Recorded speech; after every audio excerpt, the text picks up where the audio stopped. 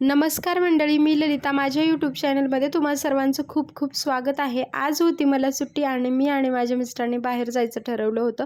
संध्याकाळी त्यांना पण वेळ होता, कारण दिवसभर ते घरी नव्हते, त्यामुळे मग आम्ही संध्याकाळीच बाहेर जायला निघालो होतो. सुट्टी असल्यावर कुठेतरी आपण बाहेर जाऊन आलो ना तर जरा फ्रेश वाटतं, कारण कामाचं डेलीचं रुटीन आणि मग नंतर तर आपण कुठेतरी बाहेर गेल्यावर जरा बरं वाटतं. मग आम्ही आलो होतो इकडे मोशीला जाण्यासाठी आम्ही निघालो होतो. आता आम्ही कुठे जातो ना हे कॅप्शनवरून तर तुम्हाला कळालं असेल, पण थोडंसं सिक्रेट ठेवते मी आणि व्हिडिओच्या शेवटी नंतर मी दाखवते की आम्ही कुठे गेलो होतो. तर व्हिडिओ शेवटपर्यंत नक्की बघा आणि असेच नवनवीन व्हिडिओज पाहण्यासाठी माझ्या चॅनलला नक्की सबस्क्राईब करा.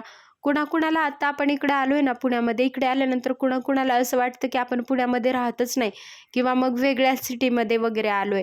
कारण हे जे आहे ना, या बिल्डिंग्स वगैरे आहेत किंवा हे अपार्टमेंट्स आहेत ना, हे खूप छान वाटतं बघायला आणि असं वाटतं की आपण वेगळ्या सिटीमध्ये आलेलो आहोत. आणि हे खूप छान वाटतं आणि व्हिडिओज वगैरे आपल्याला टाकल्यानंतर ना हे खूप सुंदर वाटतं. मला पण खूप आवडतं आणि इथे आल्यावर असं वाटतं की थोड्या वेळासाठी की आपण पुण्यामध्ये नाहीच आहे.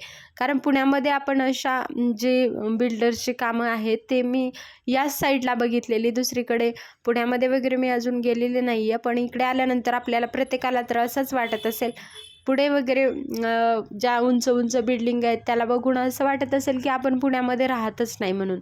मुंबईसारख्या अशा बिल्डिंग्स पाहण्याची पुण्यामध्ये आपल्याला एवढी सवय नाही आहे, कारण पुण्यामध्ये आपल्याला एवढ्या मोठ्यासुद्धा बिल्डिंग बघायला मिळत नाहीत. इकडेच आहेत त्या. आणि मग नंतर आम्ही म्हटलं होतं, आज जरी उशीर झाला ना, मी माझ्या मिस्टरांना म्हटलं होतं की मला जिथे जायचं होतं ना तिकडे आपण आज नक्कीच जाऊयात. किती जरी उशीर झाला तरी मला तिथे जायचं आहे. कारण आपल्याला एखाद्या गोष्टी म्हणजे मला फिरायला तरी खूप आवडतं आणि त्यामुळे आपल्याला व्हिडिओजसुद्धा बनवायला मिळतात. म्हणून मला तरी बाहेर फिरायला, कुठेही जायला खूप आवडतं. म्हणून मी माझ्या मिस्टरांना म्हटलं होतं की लवकर या, पण त्यांना झाला होता येण्यासाठी उशीर. आणि अशा प्रकारे आम्ही पोहोचलेलो आहोत तुम्हाला बोलत बोलत जवळच जिथे आम्हाला जायचं होतं. आणि थोड्याच वेळात कळेल तुम्हाला की आपण कुठे आलेलो आहोत. इथे थोड्याच अंतरावर आता मोशीला जाण्याचा हा रस्ता आहे. भोसरी आणि मोशीचा हा रोड आहे. तर आपण इकडे आलेलो आहोत आणि इकडून जाताना तर थोडंसं असं ट्रॅफिक होतं. संध्याकाळची वेळ होती, सगळ्यांची सुट्टी होण्याची वगैरे वेळ होती, त्यामुळे थोडंसं ट्रॅफिक होतं आणि अंधारसुद्धा पडत होता. आणि बघा आपल्याला दुरूनच दिसतोय धर्मवीर छत्रपती संभाजी महाराजांचा जगातील सगळ्यात उंच पुतळा. होय, आम्ही तेच बघायला निघालेलो होतो, कारण खूप दिवसापासून मला इकडे यायचं होतं.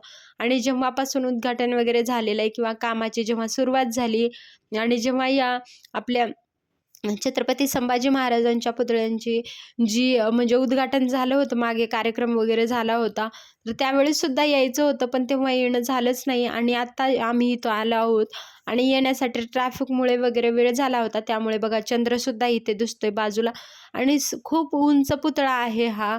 आणि इकडे आल्यानंतर ना खूप छान वातावरण आहे, मोकळं असं ग्राउंड आहे. आम्हाला येण्यासाठी उशीर झाला होता, त्यामुळे अंधार झाला होता. अजून आपल्याला या पुतळ्याचं बांधकाम अजून अपूर्ण आहे, म्हणजे पूर्ण झालेलंच नाही आहे. त्यामुळे मग मला वाटलं की इकडे लाईट्स वगैरे सगळे असतील. आता तरी सध्या इकडे लाईट्स वगैरे नाही आहेत. असं ग्राउंड आहे, खूप मोठं ग्राउंड आहे आणि तिकडे पुतळा हा उभारण्यात आलेला आहे आणि खूप छान वातावरण आहे इकडे. हे सगळं पूर्ण झाल्यानंतर बघायला तर खूप सुंदर वाटणार आहे. अशा प्रकारे बघा पूर्ण पुतळ्याचा असा काही लूक आहे. नंतरसुद्धा त्याच्यामध्ये खूप डिझाईन, म्हणजे अजून डिझाईन म्हणण्यापेक्षा जे मावळे वगैरे आहेत, पाठीमागे सुद्धा बुरुज आहेत, तर ते होणार आहेत. तर आम्हाला उशीर झाला होता, त्यामुळे मग अंधारामध्येच व्हिडिओ थोडासा शूट केला आणि अंधार झाला होता. कारण लवकर यायचं होतं, पण माझ्या मिस्टरांना वेळ नव्हता आणि म्हणून मग आम्हाला खूप लेट झाला होता, कारण सुट्टीच्या दिवशीच मला येणं होतं. तर इकडे बघा खूप मोठं असं ग्राउंड आहे.